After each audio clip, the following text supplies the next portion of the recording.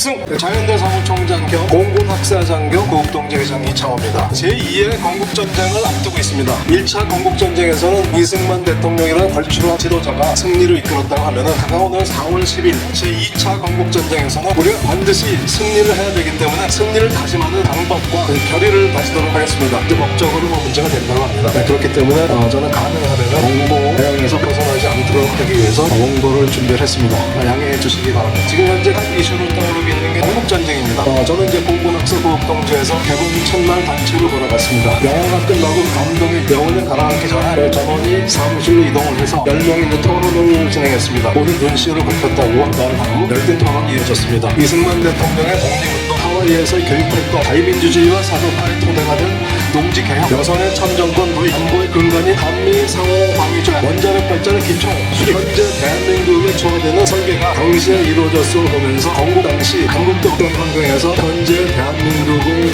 기초로 설계한 성납자적인 어쩌게 존경과 감동을 느꼈고 한편 이를 의도적으로 폄하해온 종북 다인 무리들의 짓에 상당히 분노를 느끼기도 했습니다. 저희가 느낀 게 영화 제목이었습니다. Birth of Korean, 대한민국 탄생이 아니라 건국 전쟁이라고 이름을 붙였는지 알게 되었습니다. 전쟁 가장 적절한 표현을 한 것입니다. 당시 대한민국 사회의 80%가 좌익에 물들어 있고 공산 좌익을 지지하고 남노다의 공장으로 인해서 포탁하고 허방 정세판에서 이를 극복하고 자유민주 국가를 기반으로 한 대한민국을 수립하는 과정은 전쟁이었습니다. 이 영화를 보고 두 가지를 이야기하고 싶습니다. 하나는 현재 우리가 그렇게 외치고 있는 자유, 또 하나는 이승만 대통령이 100년을 내다보고 건국을 하였다라는 성각자적인 국가 설계자로서의 존경심입니다. 자유, 프리덤. 1941년에 루즈벨트 미국 대통령이 발표한 유엔 헌장과 세계 인권선언에 반영된 4개의 자유로 요약이 됩니다. Freedom of Speech, Expression, 언론과 의사표시의 자유, Freedom of Worship, 신앙의 자유, Freedom from 결핍으로부터의 자유, 가난으로부터 사회 약자들을 보호하는 자유복지와 사회안전망으로 사회복지는 결코 좌파들의 전유물이 아닙니다. Freedom from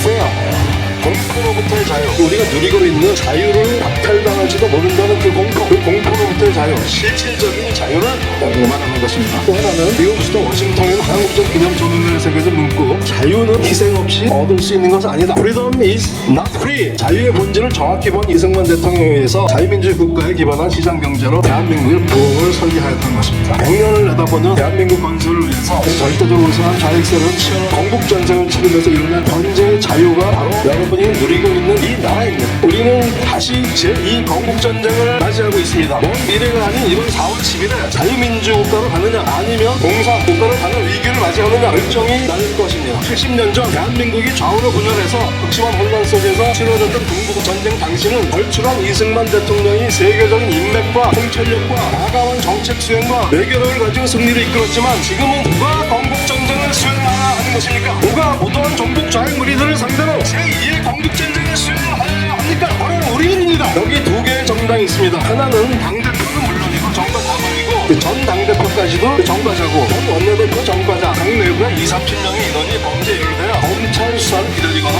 받고 있는 범죄의 집단인 당이 있습니다. 이들은 상대방을 검찰 독재로 내세우고 이번 총선 자신들의 보호막이를 방탄 국회로 만들려고 합니다. 맞은편에는 이들이 두려워하는 범죄를 추궁하고 처벌하는 검찰 출신들이 있는 국민땡땡당이 있습니다. 검찰 그룹과 범죄자 그룹 중 어느 당이 이겨야 이 나라의 역사가 바로 서겠습니까? 누가 이겨야 이 나라의 정의가 바로 서겠습니까? 제2의 건국전쟁에 승리하여 이 나라를 바로 세우고 정의를 바로 세우기 위하여 우리는 할 일이 있습니다. 제2의 건국전쟁은 이승만 같은 걸출한 선각자가 아니라 바로 우리들이 주인이 되어 전쟁을 승리로 이끌어야 합니다. 승리로 이끌기 위하여 우리는 투표에서 이기고 개편 공정에 가도록 하는 두 가지 분야에서 행동을 하여야 합니다. 제2의 건국전쟁 선거에 승리하려면 여기 계시는 동지분들만 아니라 주변에서 관망하고 있는 친구, 가족, 자식, 손자들에게 적극적으로 심각성과 중요성을 알려 건국전쟁에 참전하는 절대적 우군 인원을 늘려야 합니다. 이들에게 미국 전 대통령 로널드 레이건이 한 말을 들려주십시오. 민주주의와 공산주의를 비교했습니다. 민주주의는 행복을 불평등하게 나누는 제도이고 공산주의는 불행을 평등하게 나누는 제도이다. 이 지구상에서 없어져야만 하는 제도이다. 이 말을 주변에 들려주십시오. 투표에서 이긴 후에는 대표를 공정하게 하여야 최종적으로 승리가 확정됩니다. 공정한 대표를 위하여 우리가 할 수 있는 일을 합시다. 사전투표,